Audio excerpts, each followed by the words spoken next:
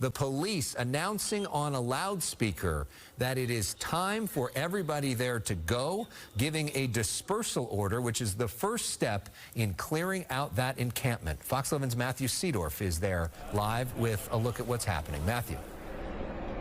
Yeah, Alex, we could hear that being mentioned across on a loudspeaker over this encampment, and then we heard some cheers from inside basically saying that they're not going to be leaving anytime soon. They're not giving up, and right now you can see the protesters inside the camp-in almost getting prepared, some wearing helmets and masks, really fortifying the camp. We've been hearing drills and hammers as they are getting ready for whatever is happening tonight, and this has, right now, the camp-in continues out here.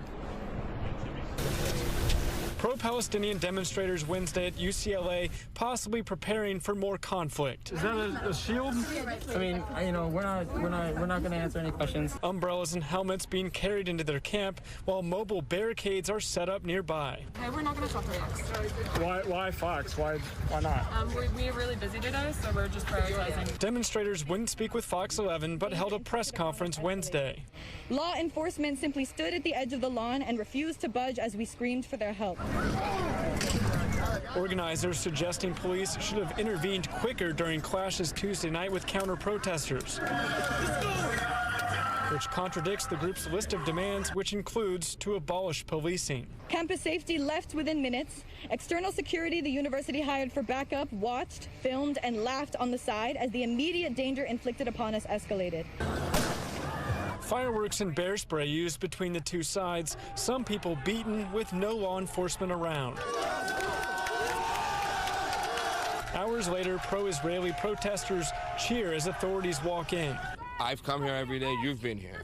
We've known that this was going to escalate to what last night was. Now, university police join private security closing portions of campus, while California Highway Patrol, Beverly Hills PD, and LAPD are all here, some on top of roofs. Skyfox above as LA County Sheriff's deputies line up their vehicles close to the camp-in. This is what crowds look like. This is what a crowd.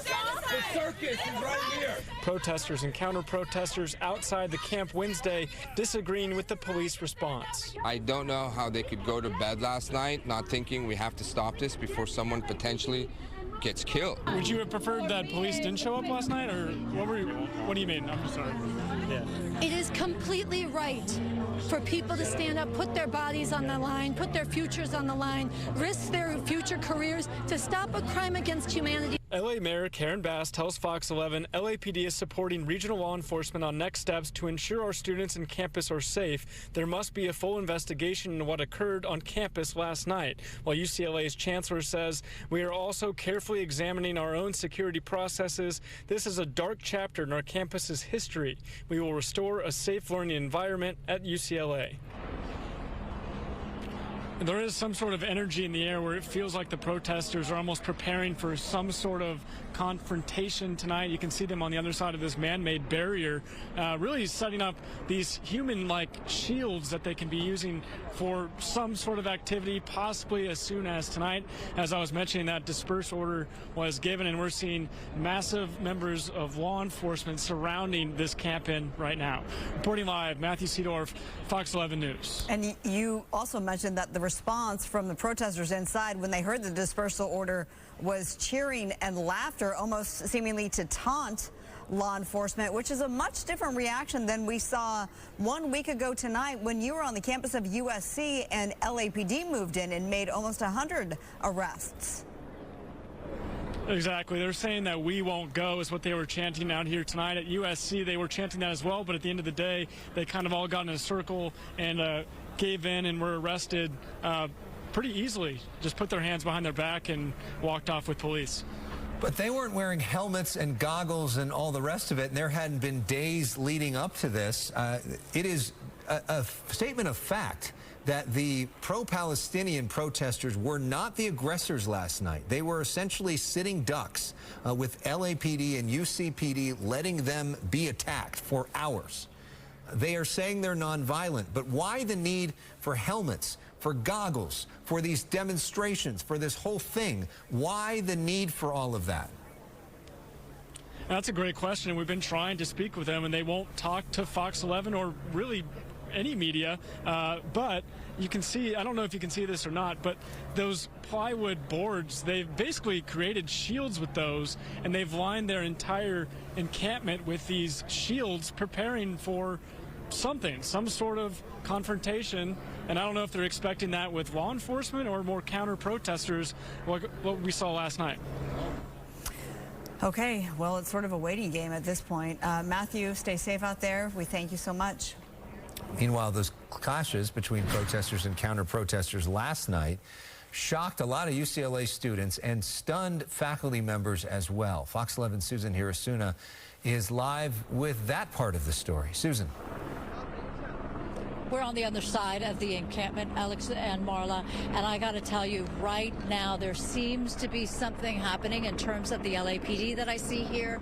They've actually changed the shape of the enclosure around the media and law enforcement in that they have widened out a lot of the fencing. They've blocked any kind of egress, and you see as the police are joining together, they are gathering together, they have batons, they have the riot helmets together, and again, their stature, the body language is different than an hour ago when they were just, you know, hanging around. I asked them, are you just here for security? They said yes. They weren't really preparing for anything per se.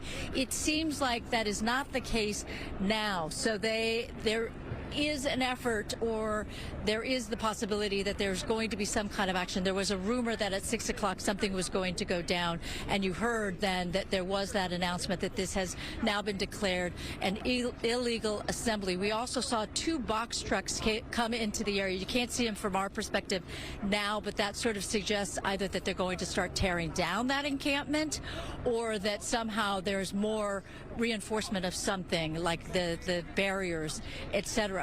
Now, I want to point out, we don't need the VO from earlier, but we did talk to some faculty members that talked about what happened overnight.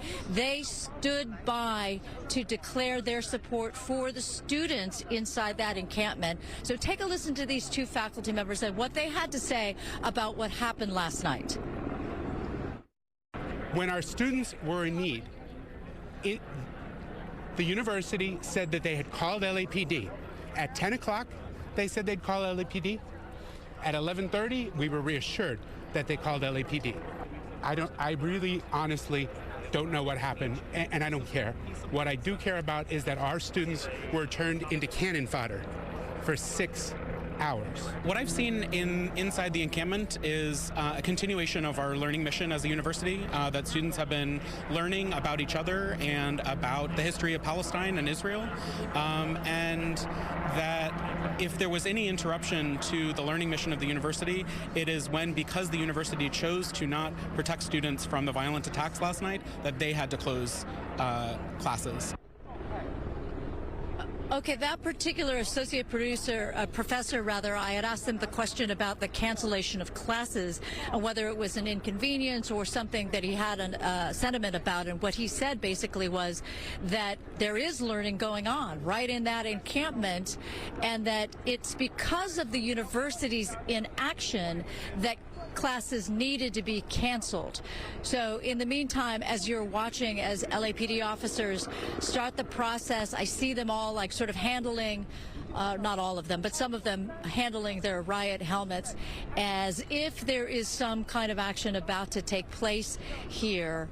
They're spreading out now all the way around. And again, my sense is they are trying to limit the ingress into this area here.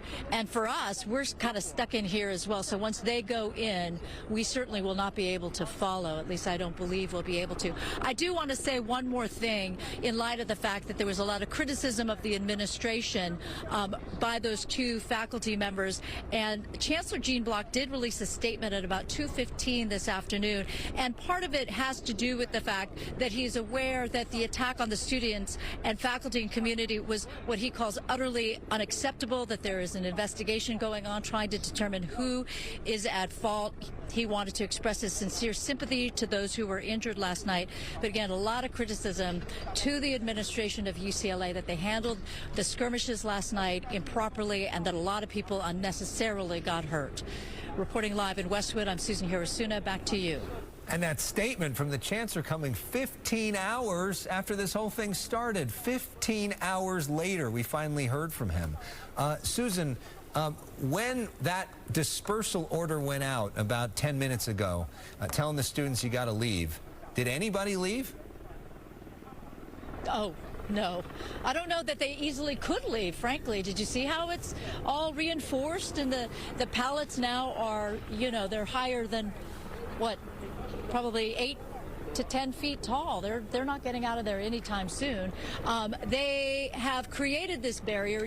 As you see, it's very difficult for us to see inside. You have a much better view from Skyfox. So from this vantage point, I can't see very much at all. I've just been keeping an eye on what law enforcement is doing because I can definitely tell their attitude is different. I see far more officers than I saw earlier today. So they're prepping for something. We don't know when, but we'll stand by for sure. Once the dispersal order went out on the campus of USC a week ago, it took about 60 to 90 minutes until we actually saw the action happen of the officers descending on the campus in a single file. Okay, we'll keep a watch. Susan, thank you so much. We have another live shot to show you. This is from the other side of the encampment, this vantage point from our photographer Rudy Leva out there. You can see a lot, dozens, probably hundreds, if not thousands, depending on how far we zoom out here, of these pro-Palestinian protesters who have gathered, it looks to be on the other side of that encampment. So the police officers, in terms of that show of force and that dispersal order, to answer your question, I mean, she said to you, Alex, point blank, no one's left. And this is a lot of people who would have to leave. And you wonder as well how that, you know, what appeared to be some extremist pro-Israeli folks who probably started this whole thing last night and were definitely attacking this encampment last night, whether that strengthened the resolve of these folks. And we may even have more people out here today as a way to sort of fight back against that. Many of them wearing those masks, saying that they're afraid of their identity being leaked or being doxxed online. And they're out there, they say, in a peaceful manner to make their point about what's happening in Israel and saying that the people in Gaza have been unnecessarily bombed. Some of them do believe that Israel should not exist. Some of them believe that Israel should exist. But all of them now making the claim, Free Palestine, and you see an overwhelming number.